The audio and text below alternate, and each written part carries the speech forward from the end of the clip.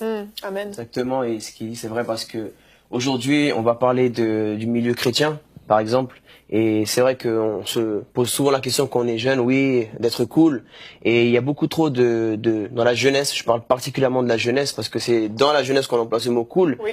et on est cool avec le péché, on te propose un peu de drogue au collège, au lycée, et on te propose à boire, on t'invite à une soirée, ou de sortir avec un garçon, avec une fille, on se dit, mais si tu fais pas, t'es pas un gars cool, t'es pas une fille cool, et juste pour paraître cool aux yeux des autres, eh ben, on est cool avec le péché, alors que le diable n'est pas cool avec nous, vraiment. Et par contre, Dieu, qui nous aime, lui, a vraiment été cool avec nous.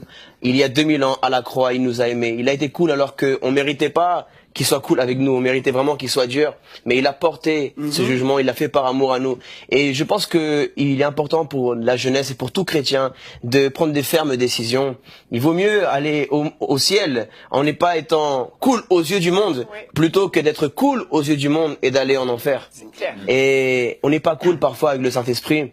On a du temps, on n'est pas cool avec le Saint-Esprit parce qu'il est là et on lui parle pas.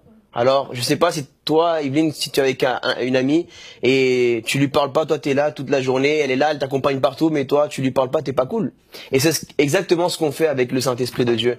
Toute la journée, on est occupé à faire tellement de choses pour être cool avec l'ami, être cool avec le petit copain, la petite copine, mais en fin de compte, on n'est pas cool avec Dieu et c'est pas cool ce qu'on lui fait. C'est Donc on met vrai. tellement de péchés, on attriste le Saint-Esprit. Alors aussi, on voit cette réalité. Je parle d'évangélisation Oui. parce que forcément, je suis obligé, je peux pas arriver C'est ton quelque cœur, part et c'est pas ton parler des cœur. âmes.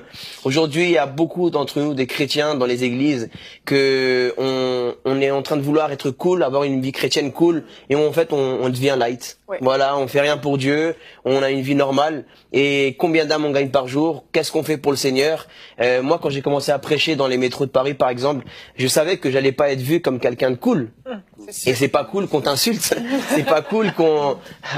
Par exemple, le verset d'être persécuté, mais Jésus n'a jamais dit que si vous me suivez, le monde sera cool avec vous.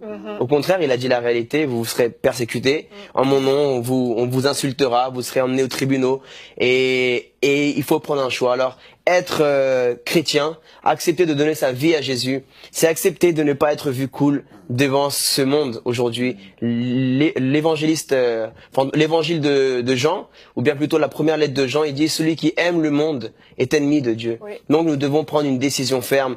Trop de péchés sont commis, trop d'erreurs dans nos églises, trop d'erreurs dans les foyers, parce qu'un homme a été cool, a bu un verre d'alcool et il est parti tromper sa femme. Une maman a été cool, elle a accepté une invitation d'un homme, elle a voulu être cool et elle a fini par tromper son mari. Des jeunes qui sont cool et commettent des erreurs. On voit tellement de choses dans les foyers. Alors, soyons pas non plus des religieux, on rigole, voilà, mais on va pas définir le niveau d'être cool aux yeux du monde. C'est pas le monde qui va définir comment on doit être cool.